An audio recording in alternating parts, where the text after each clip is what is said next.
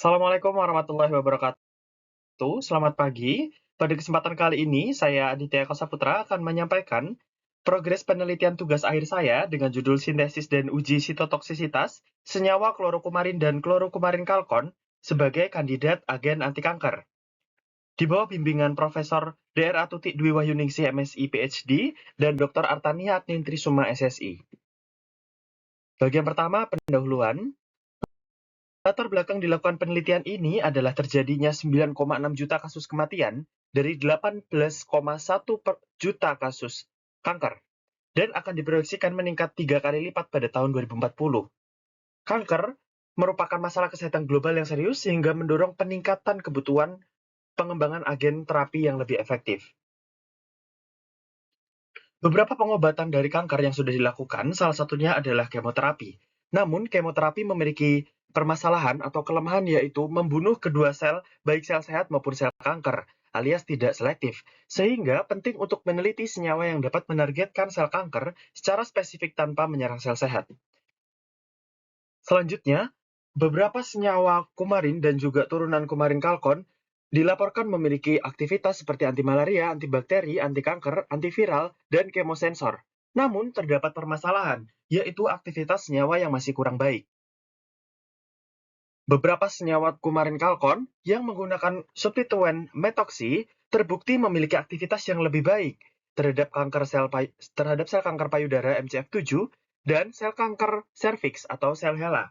Sehingga substituen metoksi dipilih karena mampu meningkatkan aktivitas anti kanker. Selanjutnya, berikut ini adalah tujuan dan manfaat yang diharapkan dapat diperoleh dengan berjalannya penelitian ini. Selanjutnya adalah bagian 2, tinjauan pustaka dan penyusunan hipotesis. Kanker merupakan suatu penyakit yang terjadi akibat pertumbuhan sel somatik maupun sel punca secara abnormal dan ganas. Pemicu dari kanker dibagi menjadi faktor kimia, fisika, biologi. Sedangkan beberapa jenis pengobatan yang sudah dilakukan yaitu operasi, kemoterapi, radioterapi, terapi hormon, terapi sel punca, dan targeted drug. Targeted drug menjadi salah satu jenis terapi yang kini banyak dikembangkan. Targeted drug memiliki dua jenis mekanisme kerja, yaitu antibodi monoklonal dan small molecule kinase inhibitor. Selanjutnya adalah kumarin. Kumarin memiliki nama IUPAC 1,2 benzopiron dengan mekanisme reaksi pembentukan kumarin yaitu kondensasi Noffagel antara suatu karbonil terhadap metilen aktif. Senyawa ini dapat disintesis dengan metode solvent-free dengan 2 hidroksibenzoaid dan 1,3 dikarbonil. Selain itu, senyawa ini juga dilaporkan dapat disintesis dengan metode reflux menggunakan suatu katalis basa seperti piperidin dan mampu menghasilkan yield sebesar 96%. Selanjutnya, senyawa ini dilaporkan memiliki aktivitas terhadap sel MCF7 dengan nilai 1,36 dan 4,23 mikromolar. Selanjutnya adalah kumarin kalkon. Senyawa ini memiliki suatu keton dengan alfa beta tidak jenuh dan senyawa ini dapat disintesis melalui suatu kondensasi yaitu kondensasi Claisen-Smith. Dengan mereaksikan 3 asetil kumarin dan suatu aldehid aromatis dengan metode reflux dan katalis piperidin dalam pelarut etanol. Selanjutnya, senyawa ini juga dilaporkan dapat disintesis dengan katalis logam yaitu BiOTF3 dalam pelarut DCM menggunakan metode reflux. Senyawa ini dilaporkan memiliki aktivitas terhadap sel kanker payudara yaitu dengan substituen 4-hidroksi 3 metoksifenil dan 4-dimetilaminfenil dengan nilai aktivitas 36,91 dan 29,54. Selanjutnya adalah uji MTT. Uji MTT dilakukan untuk penentuan sitotoksisitas. Sitotoksisitas merupakan kemampuan suatu senyawa untuk memicu kematian sel kanker. Dilaporkan metode ini digunakan untuk menguji sel kanker seperti human breast cancer, T47D dan 4T1, sel cervix, HeLa, kolorektal WIDR, dan normal cell lines atau VERO. Dari uji ini akan diperoleh dua nilai, yaitu nilai IC50 dan juga nilai indeks selektivitas. Selanjutnya adalah penyusunan hipotesis. Penyusunan hipotesis pertama didasari oleh reaksi yang dilakukan Pinto dan Souza, di mana keduanya melakukan reaksi antara 3-metoksi 2-hidroksibenzaldehid dengan dietil malonat menggunakan metode sonikasi. Menggunakan katalis piperidin dalam pelarut etanol, diperoleh produk kumarin dengan yield 80%. Kemudian, Korgafkar dan Seman melakukan reaksi antara 5-kloro-2-hidroksibenzaldehyde dengan suatu etil asetoasetat menggunakan katalis GEBC dalam pelarut etanol. Metode yang digunakan adalah metode reflux dan diperoleh yield sebesar 70%, sehingga disusunlah hipotesis jika 5-kloro-2-hidroksibenzaldehyde dan etil asetoasetat direaksikan menggunakan katalis piperidin dalam pelarut etanol menggunakan metode sonikasi, maka akan diperoleh produk klorokumarin dengan persen hasil dan kemurnian yang tinggi. Selanjutnya adalah penyusunan hipotesis kedua. Dasar pemikiran 2 disusun dari Patel 2021 yang melakukan reaksi antara 3 asetil kumarin tersubstitusi dengan suatu aldehid karbazol menggunakan katalis piperidin dan pelarut etanol menggunakan metode reflux dan diperoleh hasil turunan kumarin kalkon dengan persen hasil 82 hingga 87%. Selanjutnya, Hu melakukan sebuah sintesis di mana mereaksikan 3 asetil kumarin dengan suatu aldehida fenil dan menghasilkan produk turunan kumarin kalkon dengan persen hasil 35 hingga 55%. Sehingga dapat disusun hipotesis 2 jika 3 asetil 6-klorokumarin dan fenilaldehida tersubstitusi direaksikan menggunakan katalis piperidin dalam pelarut etanol menggunakan metode reflux, maka akan diperoleh produk dengan hasil dan kemurnian yang tinggi. Selanjutnya, untuk penyusunan hipotesis didasari oleh 3 hal ini. Yang pertama, substituen bromo pada posisi 6 menunjukkan nilai SC50 yang menurun. Selanjutnya, untuk kalkon dengan substituen metoksi menurunkan IC50 dan meningkatkan indeks selektivitas dibandingkan kalkon yang tidak menggunakan substituen. Selanjutnya, untuk senyawa kumarin kalkon dengan substituen metoksi memiliki nilai AC50 yang lebih rendah terhadap sel HCT116.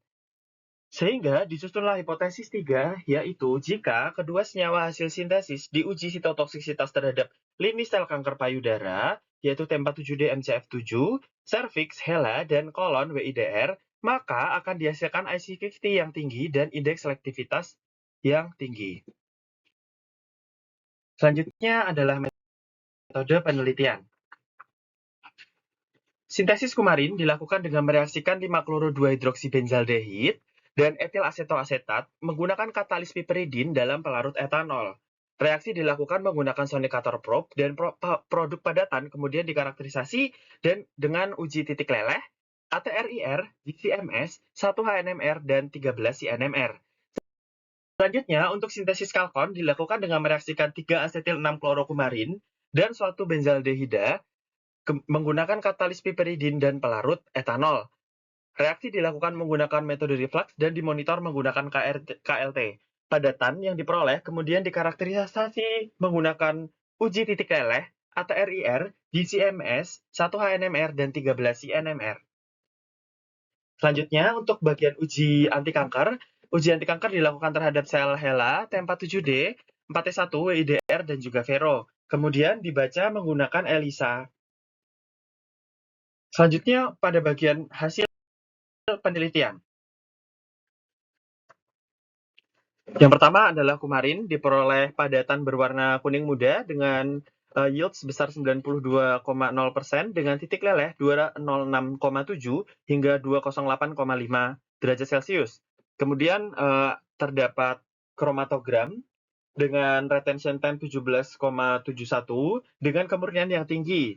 Kemudian berat teoritis dari senyawa adalah 222. Dan hal ini dibuktikan pada spektra massa yang muncul yaitu 222 dan 224 dengan perbandingan 3:1. Hal ini menunjukkan terdapat substituen kloro pada senyawa produk. Hal ini dikarenakan terdapat isotop dari klorin 35 dan juga klorin 37. Kemudian untuk base peak dari spektra massa yaitu 43. Selanjutnya untuk bagian ATRIR diperoleh puncak lakton yaitu pada bilangan gelombang 1728 dan juga keton di 1671. Hal ini disebabkan karena adanya pergeseran dikarenakan gugus yang lakton itu lebih dekat dengan suatu aromatis. Selanjutnya, pada hasil 1 HNMR diperoleh 3 puncak yang sangat khas dari dan bukti terbentuknya senyawa yang diinginkan, yaitu pada puncak 2 terdapat kopling dengan besar 8,8 Hz, yang ini menunjukkan adanya hidrogen 3 pada posisi orto. Selanjutnya, pada puncak 3 terdapat 2 kopling yaitu 8,8 dan 2,4 Hz, yang ini menandakan adanya H2 dan juga H4 berada pada posisi orto dan meta terhadap H3. Selanjutnya, pada puncak 4 diperoleh nilai konstanta kopling yaitu 2,4 Hz yang menunjukkan adanya hidrogen 3 pada posisi meta. Jika diperhatikan di sini untuk puncak 2 itu berbentuk duplo, puncak 3 berbentuk double of doublet, kemudian di puncak 4 adalah puncak doublet. Selanjutnya untuk bagian karbon NMR, ini terdapat puncak 11 dan juga 10, ini yang puncak khas yaitu puncak paling dishielded yang menunjukkan adanya 2 karbonil dan mengkonfirmasi terbentuknya 2 karbonil tersebut. Selanjutnya, untuk hasil sintesis kalkon diperoleh padatan berwarna kuning pucat dengan yield sebesar 61,9 dan titik leleh 180 hingga 181. Kemudian pada hasil kromatografi diperoleh retention time 40,776 dengan kemurnian tinggi. Kemudian berat kalkon 1 itu secara teoritis 340 gram per mol, dan ini dibuktikan pada spektra massa, yaitu munculnya puncak dengan M per Z 340 dengan perbandingan yang masih sama yaitu 3:1, yang mengkonfirmasi bahwa gugus kloro masih terdapat di senyawa hasil sintesis. Kemudian base peak dari spektra massa ini adalah 309. Selanjutnya pada hasil ATRIR, jika diperhatikan di sini terdapat lakton kembali di 1728, kemudian ada keton di 1651 dan suatu alkena trans di bilangan gelombang 1550 dan 1482. Bagian keton dan juga alkena ini mengkonfirmasi bahwa telah terbentuk senyawa yang kita inginkan yaitu kalkon 1. Selanjutnya, pada bagian HNMR dan juga CNMR bisa diperhatikan pada puncak 10 dan juga puncak 9 terdapat nilai konstanta kopling yang paling besar yaitu 15,8. Hal ini memberikan konfirmasi bahwa telah terbentuk struktur keton dengan alfa beta tidak jenuh. Hal ini disebabkan karena posisi 10 dan 9 itu disebabkan karena hidrogen beta itu lebih ter-deshield daripada hidrogen alfa. Selanjutnya pada karbon NMR, di sini masih ada puncak-puncak dengan bentuk-bentuk yang hampir serupa dengan CNMR dari kemarin.